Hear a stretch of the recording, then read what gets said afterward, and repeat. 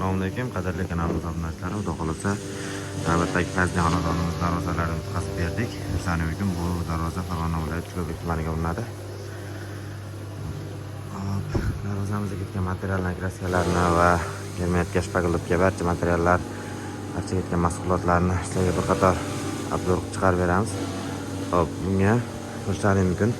Qidirib list qo'yilgan, mana asosiy ko'rinadigan joyi va 2 profil list, 3lik list ko'rishlaringiz uchun 3lik qalinlikda bo'lgan kraska. Darvozani bekitmaganimning sababi, darvozani haligini sepdik.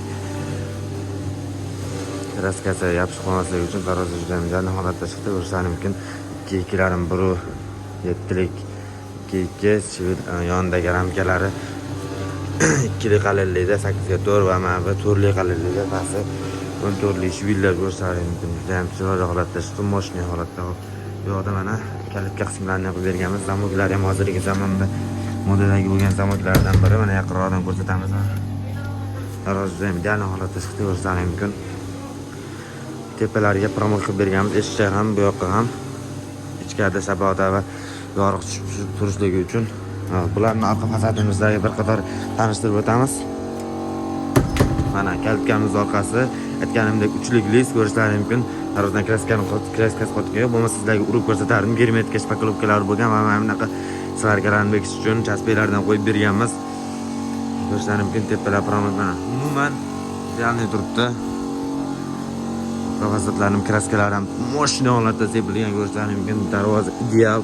Mana eshikchamiz bilan bir xil orqa fasadi, buni ham mana chiroyli turibdi. Xudo xolasa tepalar promoglar ham orqada fasadda mana bunaqa turadi. Xuddi mana shu holatda darvoza juda ham telefon chiqarib bera olmayapti. Moshina holatda chiqadi. Zamoklari 3 ta ochiq mashqlari, sharnilari 3 ta qo'yilgan. Darvozani mana darvoza tashab, qishda, yozda tashab olmasligi uchun darvozaga 3 ta sharnil qo'yilgan va sashulkasi o'zimiz yasaymiz, o'zimiz vaqt ketamiz, bir kun vaqtimiz ketadi. Sashulkamizda idealno buni qotirib qo'ymasligimiz sababi kraskani hozir tepkamiz aytib o'tdik.